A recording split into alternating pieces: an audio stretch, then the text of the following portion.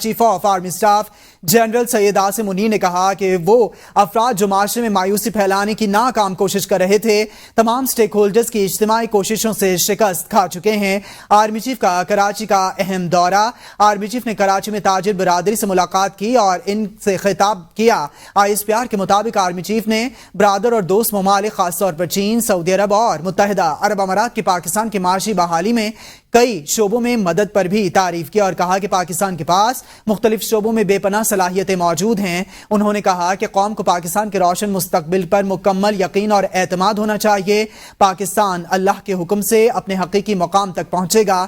Army chief نے کراچی کی کاروباری برادری سے بھی ملاقات میں ملک کے اقتصادی ترقی میں ان کے کردار کو سراہا، جبکہ شرکاء نے SIFC کی کارکردگی کی تعریف کی اور ملک کی معیشت میں مثبت پیش رفت کو سراہتے ہوئے کہا کہ SIFC مزید معاشی ترقی کے لیے سازگار ماحول فراہم کر رہی ہے۔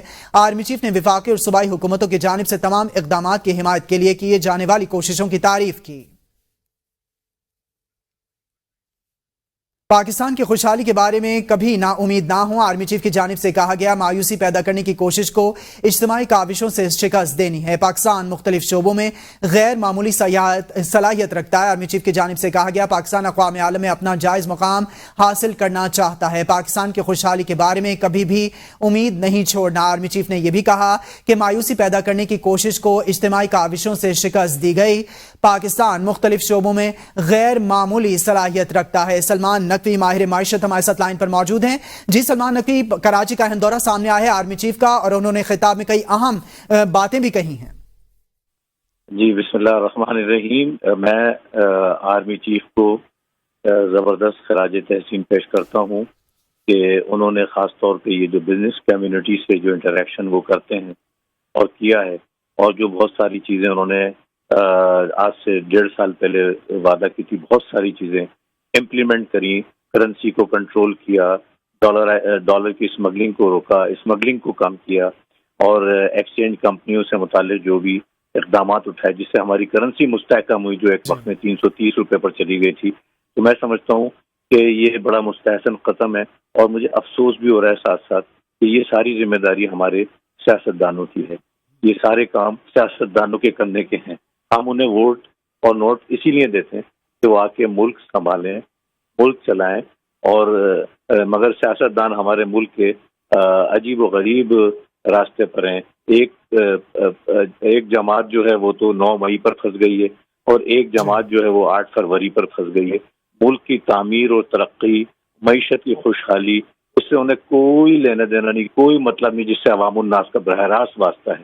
اور میں خراج تحسین پیش کرتا ہوں آرمی چیف کو، اور انہوں جس طرح وہ دلچسپی لیتے ہیں ملک کی معیشت میں، ملک کی معیشت کے لیے بہتر اقدامات کر رہے ہیں، اور ہمارے تاجر برادری کو بہت زیادہ اعتماد ہے آرمی چیف پہ، اور اعتماد ہی آرمی چیف پہ ہے۔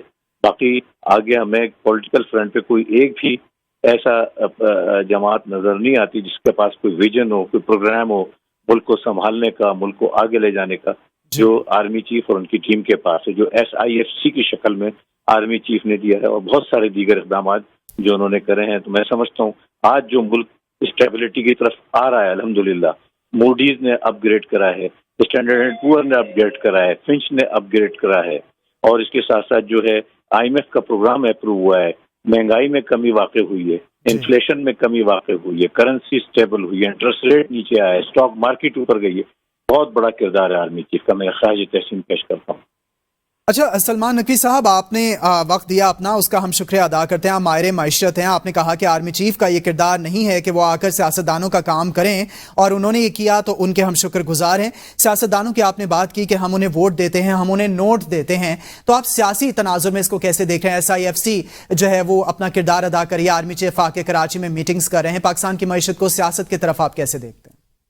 جی میں بہت اچھا دیکھا ہوں، یعنی میں نے تو بتایا کہ سیاسی تناظر سے مراد یہ ہے کہ میں سمجھتا ہوں سیاستدانوں کو سبق لینا چاہیے کہ جو کام ان کے کرنے کے ہیں، جو انہیں کرنا چاہیے، بھلے وہ اپوزیشن میں ہو یا حکومت میں ہو، یہ ان کا فرض ہے۔ بنیادی چیز معیشت ہے بھائی۔ ہم سیاسی جماعتیں بناتے اس لیے ہیں کہ وہ ملک کو سنواریں، روزگار دیں، ترقی دیں، خوشحالی دیں۔